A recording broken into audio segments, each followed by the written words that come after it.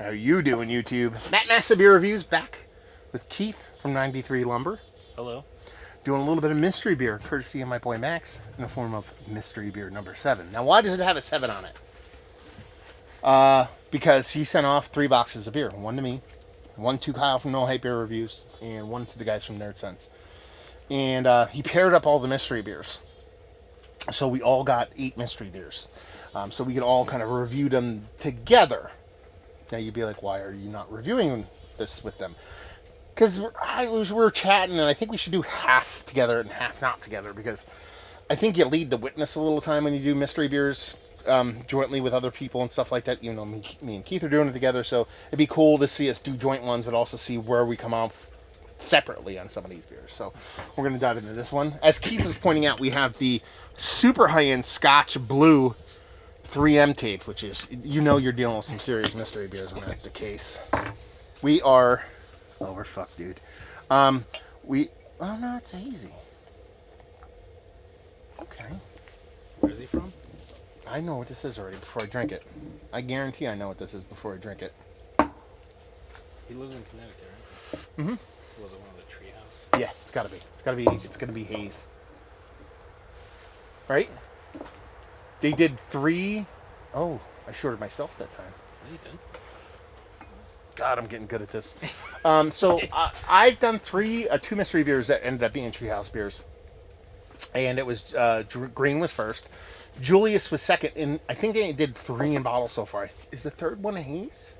Julius, Haze, I believe. Yeah, because Haze is the one that they like released in a Magnum or whatever. Was it? Because, well, here's the thing. I just did a mystery beer from him that was a 12-ounce Haze can. So he might be fucking with me. It's like, what's the difference between a 12-ounce Haze and the fucking in the bottle Haze? We'll see what's what. But I mean, it looks like an IPA. Rich orange. It's a bit darker than what you'd expect from a Treehouse beer, to be honest with you. Yeah. But definitely, you know, looks the part of some juice. I mean, not a huge nose on that for me, unless my schnoz is fucked up. It's Like a little orange marmalade-y thing. yeah, it kind of smells like a Treehouse beer to me. Yeah. Do you get the big bubblegum thing everybody talks about Treehouse beers? I don't get a ton of bubblegum off their beers. Now that you say that, yes, I am getting that. I mean, I can get slight vibrance, like bits and pieces of that, but not But like... it's like it's not just bubblegum. It's like in the greenness. There's a little bit of like green, hop greenness in here. And it's kind of like intertwined in that. So for me, it's a little bit of like a marmalade-y kind of jammy, kind of orange for me. Not like, it's not OJ, it's just a little bit of sweetness to it. I'm not getting much as far as bitter or greenness or anything. It's pretty neutral in the nose. That's for me. Keith's getting little bubblegum vibes. Anything else? I will say that when you said marmalade, I was like, oh, there's a little bit of that in there. And I hate saying that word. Cheers.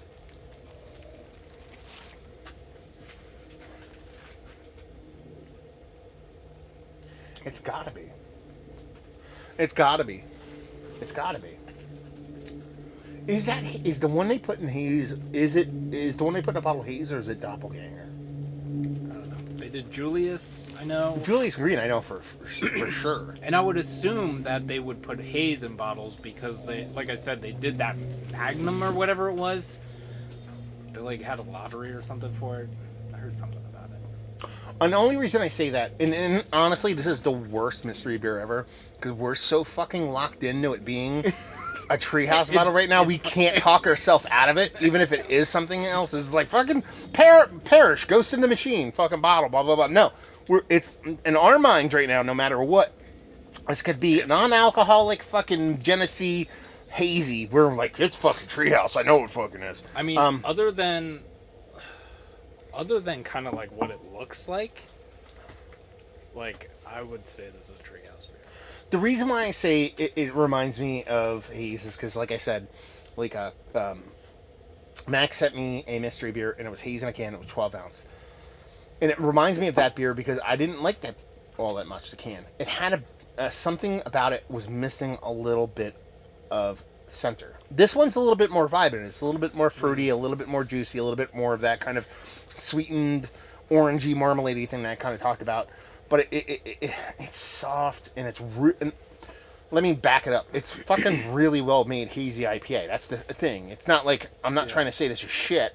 This is really really tasty, but it's got to be that, man.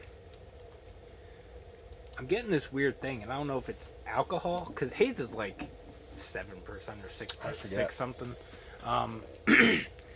But I don't know. It's like an alcohol thing, but I don't know if it's alcohol or just some like weird fruity thing that I'm getting. I have no idea. So but it's coming off as like it's kind of on the border of that. It's not like super alcohol, but it reminds me of that. So see, for me, it comes off a little small. So let's strip the Treehouse, mindset here. Oh. What am I drinking? I'm drinking a 6.8% IPA with a little bit of West Coast vibes, a little bit of East Coast vibes, leaning orange. That's what I'm drinking. That's what I guess I'm drinking. The color makes me want to go bigger, but I think it's slightly oxidized because they've had oxidation issues with their bottles of beer. I thought we weren't talking about Treehouse. I said there. I was talking about another brewery. Oh. I think the alcohol thing is a fruit thing, but I don't know what it is. I don't know. I want to say this is like 7.5. 6.8. Are you negotiating with me? No, I'm telling you the truth. Oh, okay. Anyway, so there you go, spilled everywhere. It's got to be that. It's got to be that. And he had to be fucking with me. He had to send me a can and a bottle. If it's not that, I'd be very, very surprised. I can already see it. It's what it is. Alter Ego. That's the beer that I was thinking of. So whatever the fuck that beer was, I knew that's what, because I didn't know if it was haze. I just knew it was the blue label. You know what I mean? Because I've seen it. What's the ABV on this beer? 6.8. Right there. That would be a 6%, a 6.8% IPA. See, and that's the thing. That's why I didn't know if it was haze or not. Because remember seeing blue, and when I think of blue, I think of haze because the can is blue. But yeah, this is good, man. This is good. I actually like this. I think it's quite a bit better than the haze I had as a mystery beer. But now I get to put another bottle on my shelf. That's nice. I like putting these bottles on my shelf. They feel like unique New York. And that was a little bit of a giveaway too, because when I did the Julius mystery beer, which came from, who sent me the Julius mystery beer? Clayton? Was it Clayton who sent it to me? Or was it Steven? I forget who sent me the somebody else. Anyway, I'm not gonna. I forget all the time. It's no offense. That Max actually, because we're on text level. We text each other, and he's like, "Oh, good. I don't have to send you that now." You know what I mean? And that's like that's why I was like, oh, "Okay." So he didn't send me that one. So he sent me this one. So it's a really good beer. But like I said, it had the same vibes for me, a lot like haze, but it had a much richer kind of core to it, that marmalade-y, orangey thing. That was pretty damn tasty. Yeah. It was a fun beer. That's why I was getting confused, because it's like kind of like, it doesn't taste synthetic, but it's like an orange extract kind of thing. It's like super like concentrated orange. Like I think remember that's what was throwing me off. Yeah, remember when you were a kid and you got the frozen thing and then you licked the edge of it, the frozen from concentrate, and it was like the really syrupy goodness. It's kind of like that, but not in a bad way, not in like a synthetic way, in a very tasty way. I dig it. I think it's fun. Delicious beer. Thank you very much, dude, for sending this off. Very fun. Keep adding these bottles to my collection. My whole one shelf's gonna be Treehouse fucking bottles now. It's like, Jesus Christ. It's just something about it, man. I know it's kitschy or whatever, but it's like, if you covered the logo and covered that looks like a Budweiser bottle. You know what I mean? Like the font, the layout, the whole thing. It looks like the king of beers, man. And that makes me even fucking more hyped about it. That it's so fucking that. Opposed to. Is there a reason they were doing 12-ounce bottles, or they were just like, we're gonna do something? They didn't give a reason. My guess is that they wanted to start doing 12-ounce bottles, and they wanted to. So my guess is they wanted to start doing 12-ounce bottles of stouts and bigger beers, and they test run. They did, instead of putting all these huge expensive barrel aged beers without dialing in your bottling system yet, they ran a bunch of these IPAs at the beginning. Just be like, okay, let's run Julius. People will buy them. They'll drink them real fast. We won't have to worry about oxidation and all that shit. But then they went, holy shit, people want these so bad. Let's keep fucking doing them. Because Green was the first one, and Green was like a hot garbage mess. Like, I got one that was fantastic, and Joe from Joe's Arcade, out the West Coast, if you watch his, he pours it. Mine I did as a mystery beer. His, he does straight up. Go look at it. When he pours it, it looks like a dead alien skin. It's like space gray, like an iPad. That's what it looks like. It's that fucked up. You know what I mean? So they definitely they fucked up on some of those bottles. You know what I mean? So that was my guess. And his, I think his was like 2 weeks old. You know what I mean? So it wasn't even like old. So, like, I think they were just trying to dial in bottles, but then they realized there's a market for it, so let's fucking do it. So that's my fucking guess. I could be wrong. Tell me I'm wrong. Dean, fucking Nate, come at me. Let's have a conversation. Let's stream online, talk about it. I would love to do that. Anyway, so yeah, let's talk about it. It's one of the better IPAs I've had as of late. Yes, is Mount Rushmore status for me? No, but it's pretty damn tasty stuff. Yeah, probably same.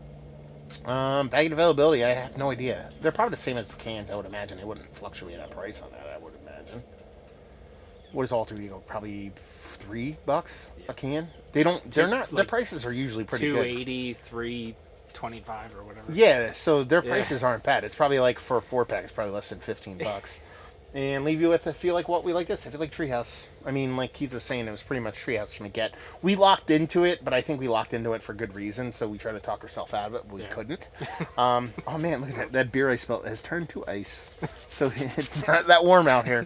Anyway, so there you go. Thank you very much, Max, for sending this off. Hopefully, you guys enjoyed this review. Down there, if you want to talk about it. Massive Beers, if you want to check me out doing the social media stuff. Beer Massive. If you want to check me out doing podcasting stuff. Bonus time. Matt at massivebeers.com, massivebeers@gmail.com if you want to send off mystery beers, because that's how we do. What about you? You can find me at 93 Lumber, both on YouTube and Instagram, but that's spelled out 93 Lumber. You can also send me an email at 93lumber@gmail if you want to send me beer. Yeah, there you go. If you do want it. to. Do it. And hopefully you guys enjoyed the review. Hopefully you're enjoying a little Treehouse right now. Hope to see you next time. Cheers. Cheers.